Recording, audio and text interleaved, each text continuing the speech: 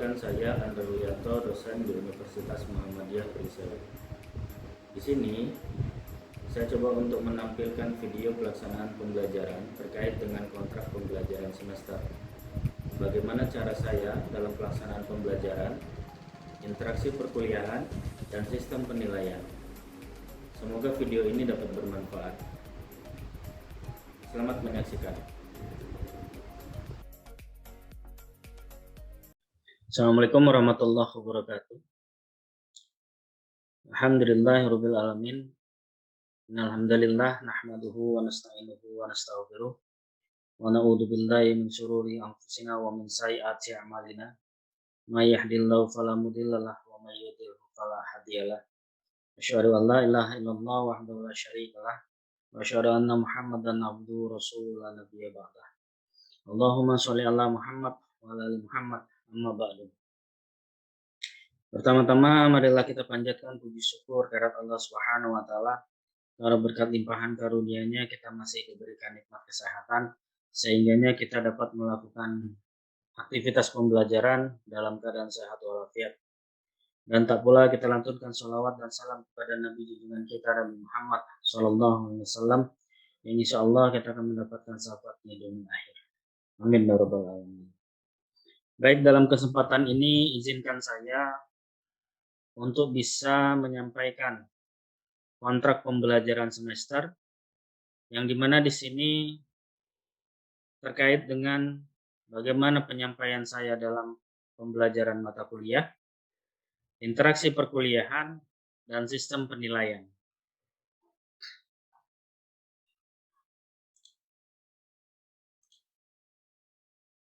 Di dalam kontrak pembelajaran semester, tentu ada beberapa item-item yang akan saya coba untuk sampaikan. Yang pertama terkait dengan deskripsi mata kuliah, tata tertib perkuliahan, sistem pembelajaran, bahan kajian, materi pembelajaran, media pembelajaran, sistem pembelajaran, dan sistem penilaian. Di sini saya coba untuk menayangkan terkait dengan profil, yang dimana di sini Nurse Andri Yulianto, Sarjana Keperawatan, Magister Kesehatan, Program Studi D3 Keperawatan, Departemen Keperawatan Anak dan Keperawatan Medikal Bedah, mata kuliah pengampu, keperawatan anak, keperawatan medikal bedah, dan manajemen keperawatan. Pengalaman menjadi dosen itu kurang lebih sejak tahun 2014. Visi misi Prodi D3 Keperawatan, visi menghasilkan ahli media keperawatan yang islami, profesional, berkemajuan, berorientasi global, dan unggul dalam bidang keperawatan medikal bedah. Misi menyelenggarakan pendidikan diploma keperawatan yang islami dan keunggulan dalam keperawatan medikal bedah. Mengembangkan kegiatan penelitian berorientasi pada ilmu keperawatan, mengembangkan kegiatan pengabdian berdasarkan masalah kesehatan masyarakat, mengintegrasikan al-Islam dan kemuhammadiyahan dalam kehidupan sehari-hari, mengembangkan kerjasama nasional dan internasional dengan menjunjung tinggi kearifan lokal. Deskripsi mata kuliah, yang dimana di sini mata kuliah yang akan saya coba untuk sampaikan adalah terkait dengan mata kuliah keperawatan anak, yang dimana di sini merupakan konsep dan teori serta praktek atau aplikasi asuhan keperawatan anak pada rentang sehat dan sakit sesuai pertumbuhan dan perkembangan anak dengan memperhatikan prinsip-prinsip yang aman dan efektif melalui pendekatan proses asuhan keperawatan. Mata kuliah ini bertempat di semester 4 dengan bobot SKS 3 SKS, 2 teori dan 1 praktek laboratorium. Kode mata kuliah 2014320, program studi D3 Keperawatan. Pertemuan dalam pelaksanaan pembelajaran, di sini ada 14 kali pertemuan, yang dimana di sini 7 kali pertemuan dilakukan ujian tengah semester dan dilanjut di 7 kali pertemuan selanjutnya dengan di akhir melakukan ujian akhir semester. Koordinator yaitu dengan saya sendiri, Nurse Andri Yulianto, Sarjana Keperawatan, Magister Kesehatan. Tata tertib dalam pelaksanaan perkuliahan di sini ya. Yang pertama, perkuliahan wajib menggunakan seragam kuliah. Perkuliahan wajib menggunakan masker. Saat perkuliahan, HP dimatikan atau di silent. Menghubungi dosen 1 hari sebelum perkuliahan dilaksanakan. Diharapkan datang tepat waktu dan toleransi keterlambatan 15 menit. Ditekankan kepada mahasiswa untuk disiplin waktu. Terkait dengan pelaksanaan pembelajaran ya, selama 14 minggu ke depan, yang dimana di sini dengan harapan adalah kehadiran mahasiswa minimal 75%. Selanjutnya, mahasiswa diharapkan untuk bisa membawa buku panduan praktik yang berkaitan dengan materi-materi kuliah. Capaian pembelajaran, yang dimana di sini dalam unsur pengetahuan, menguasai konsep asuhan keperawatan klien dalam rentang sehat sakit pada berbagai tingkat usia. Di keterampilan khusus, yang pertama mampu memberikan asuhan keperawatan kepada individu, keluarga, dan kelompok baik sehat, sakit, dan kegawat daruratan dengan memperhatikan aspek biopsikososial, kultural, dan spiritual yang menjamin keselamatan klien sesuai standar asuhan keperawatan. Mampu mengelola asuhan keperawatan sesuai kewenangan klinis. Mampu melaksanakan promosi kesehatan untuk meningkatkan pola hidup sehat klien dan menurunkan angka kesakitan. Menyelesaikan pekerjaan berlingkup luas dengan menganalisis data serta metode yang sesuai dan dipilih dari beragam metode yang sudah maupun belum baku dan dengan menganalisis data. Terakhir, menunjukkan kinerja dengan mutu dan kuantitas yang terukur.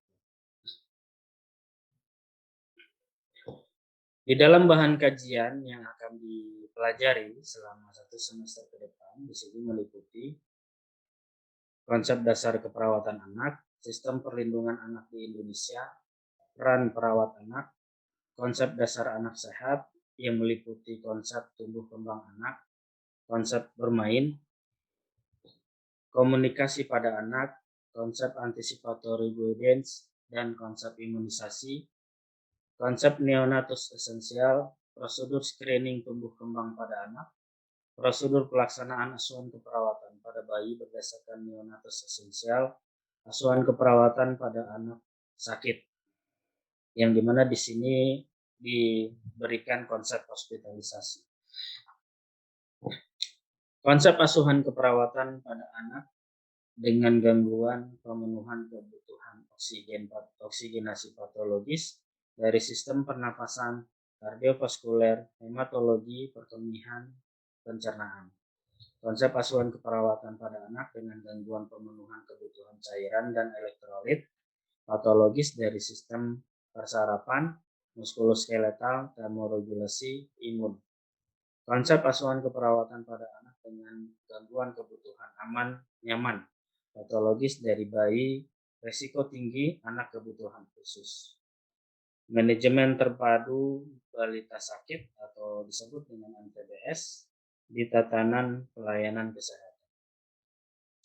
Yang dimana item-item ini yang saya sampaikan adalah yang akan dipelajari selama 1 semester ke depan di mata kuliah keperawatan anak.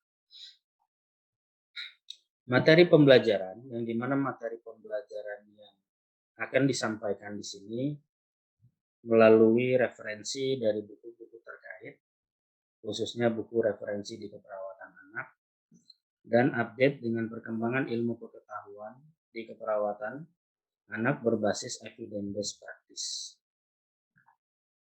Adapun media pembelajaran yang akan disampaikan di sini yaitu dengan ceramah, diskusi tanya jawab, video pembelajaran, e-learning dengan menggunakan Zoom, Google Meet, dan Classroom, penugasan dengan penugasan tertulis dan terstruktur. Sistem pembelajaran yang akan disiapkan dan akan dilakukan nantinya selama proses pelaksanaan pembelajaran di mata kuliah keperawatan anak di sini dengan menggunakan student center learning, yang di mana di sini ada beberapa beberapa model di dalam student center learning. Yang pertama terkait dengan self-directed learning, yang dimana di sini adalah membuat makalah dan penugasan individu. Diharapkan peserta didik menyempurnakan tujuan pembelajaran. Yang kedua adalah small group discussion, yang dimana di sini diskusi kelompok kecil. Diharapkan peserta didik memiliki keterampilan memecahkan masalah terkait dengan materi tersebut. Yang ketiga, dengan collaborative learning, membahas studi kasus kelompok.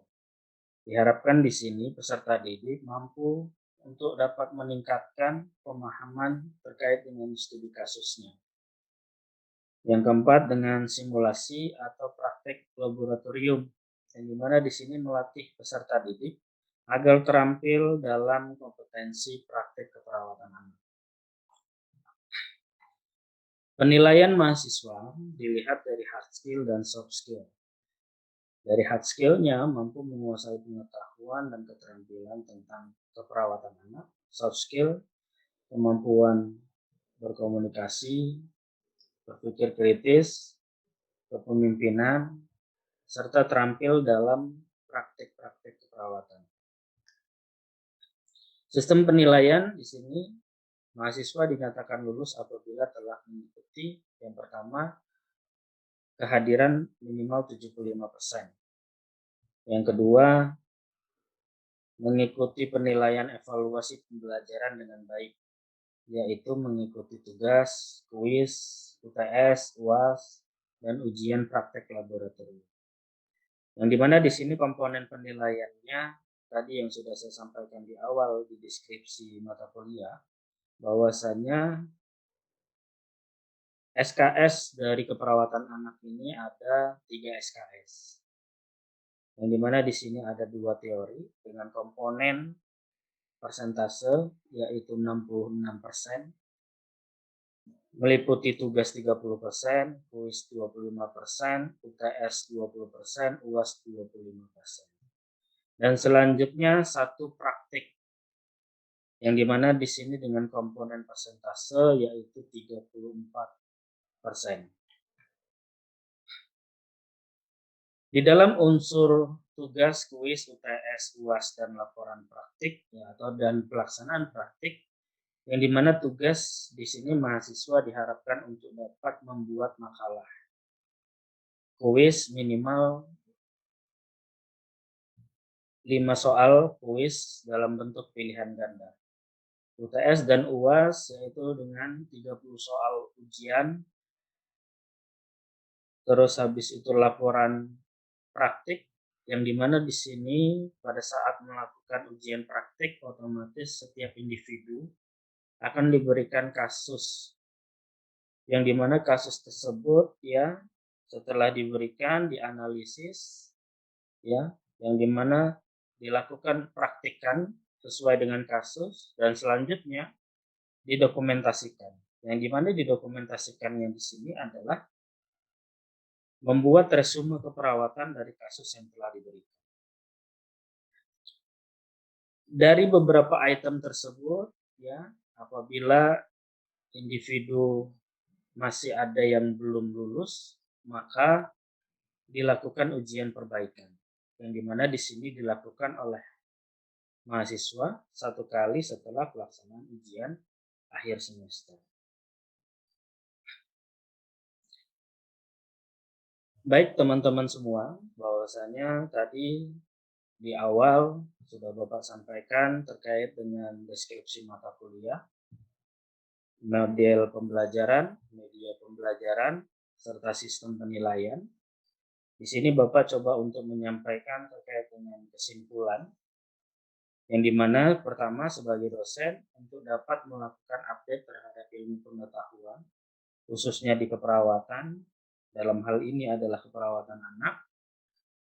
Yang selanjutnya yang kedua menjadi role model kepada mahasiswa, ya. Yang ketiga menerima kritik, saran dan masukan sebagai perbaikan dalam memberikan pembelajaran ke depan. Baik, mungkin itu yang bisa Bapak simpulkan. Terakhir yaitu kita masuk di penutup. Terima kasih atas waktu dan kesempatan yang diberikan. Semoga apa yang Bapak sampaikan ini dapat bermanfaat. Salam sehat, lebih dan kurang Bapak mohon maaf. Bapak Eri, wassalamualaikum warahmatullahi wabarakatuh.